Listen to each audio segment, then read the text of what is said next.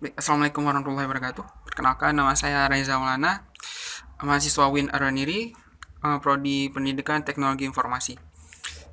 Jadi pada kesempatan kali ini saya akan sedikit menjelaskan tentang media pembelajaran. Apa itu media pembelajaran? Uh, Oke, langsung saja. Sebenarnya media pembelajaran itu adalah um, alat bantu dalam proses pembelajaran. Jadi segala sesuatu yang digunakan untuk merangsang baik itu pikiran, perasaan, perhatian, kemampuan dan kemampuan belajar itu digunakan dengan media pembelajaran. Jadi secara umum media pembelajaran itu dapat dikatakan sebagai suatu alat pembantu dalam proses pembelajaran. Uh, Kemudian ada beberapa klasifikasi dalam media pembelajaran, ada beberapa pembagian, ada jenis-jenisnya. Pertama secara umum terbagi tiga. Ada media audio, media visual, kemudian gabungan keduanya audio visual. Nah, media audio itu apa? Media audio itu adalah um, media pembelajaran yang menekankan indera pendengaran.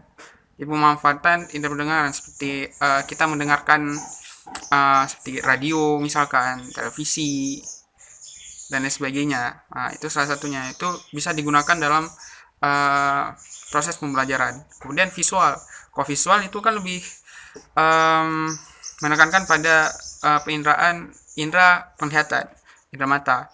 Nah, jadi dia berupa visual tampilan berbagai hal alat pembantunya yang menggunakan penginderaan seperti buku, gambar, film bisu dan lain sebagainya. Kemudian audiovisual. Kemudian audiovisual berarti penggabungan antara kedua indera tersebut, suara dan visual tampilan. Itu baik berupa film bersuara, animasi bersuara, berupa simulasi bisa. Itu sering digunakan, apalagi kalau di SMK itu sering digunakan. Kemudian menurut Rudy Bretz itu ada 7 klasifikasi media pembelajaran. Yang pertama ada media audio visual gerak, kemudian ada audio visual diam. Kalau visual gerak bagaimana? Maksudnya itu film bersuara, bergerak, kumpulan gambar yang bergerak sehingga menjadi sebuah film. Kemudian ada visual diam, itu berupa slide misalkan. Kemudian ada audio semi gerak, kemudian seperti tulisan gerak. Kemudian ada media visual bergerak, itu film bisu. Kemudian yang kelima ada media visual diam. Nah, jadi slide bisu, halaman cetak, foto, nah itu juga termasuk. Kemudian ada media audio, itu yang sama seperti sebelumnya. Itu baik berupa radio, telepon, kemudian ada podcast. Nah, podcast yang banyak digunakan sekarang apalagi di luar negeri. Kemudian ada media cetak seperti buku, modul dan lain sebagainya. Kemudian ada juga dari Anderson. Anderson ada membaginya sebagai 10 klasifikasi.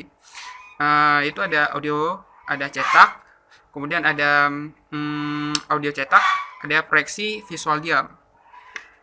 Kemudian ada proyeksi audio visual diam.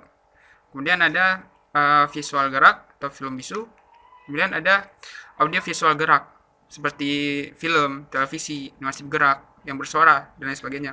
Kemudian ada objek fisik. Objek fisik ini bagaimana? Kalau objek fisik dia lebih berupa model, pemodelan dalam melakukan sebuah praktikum berupa benda nyata. Kemudian spesimen, semacam itu, benda bukti nyata. Kemudian ada manusia dan lingkungan. Nah, itu juga termasuk sebagai media pembelajaran. Kemudian ada juga komputer. Nah, ini yang sekarang yang sangat banyak digunakan, yang memanfaatkan ilmu komputer sehingga menjadi sebuah multimedia pembelajaran interaktif. Nah, kemudian ada perbedaan antara media pembelajaran yang digunakan di dalam negeri dan di luar negeri. Kalau di dalam negeri kita pemanfaatan media pembelajaran secara interaktif dengan menggunakan komputer itu masih kurang. Teknologinya masih kurang karena sumber daya manusia juga kita masih kurang. Kemudian skill juga menunjang itu kurang. Sedangkan di luar mereka sudah sangat memanfaatkan media pembelajaran tersebut, apalagi yang menggunakan teknologi pada era sekarang ini, uh, seperti video conference dan lain sebagainya.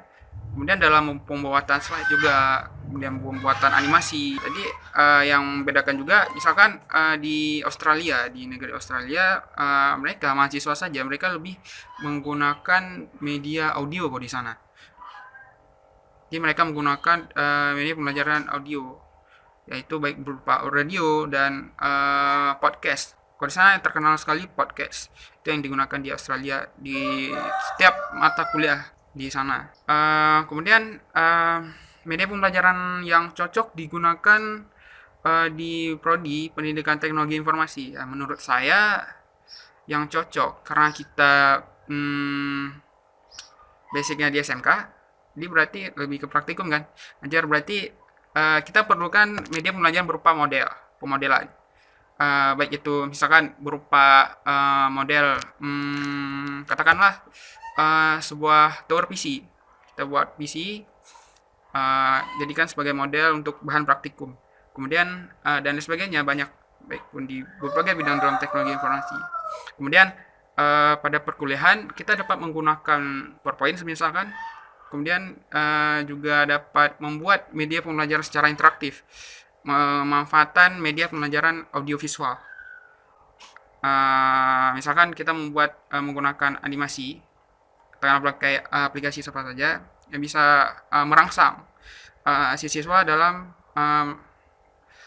proses pembelajaran, sehingga merangsang yang namanya inovasi dan kreativitas mereka dalam menerima pembelajaran tersebut. Baiklah, terima kasih. Sekian penjelasan saya. Lebih kurang mohon maaf. Assalamualaikum warahmatullahi wabarakatuh.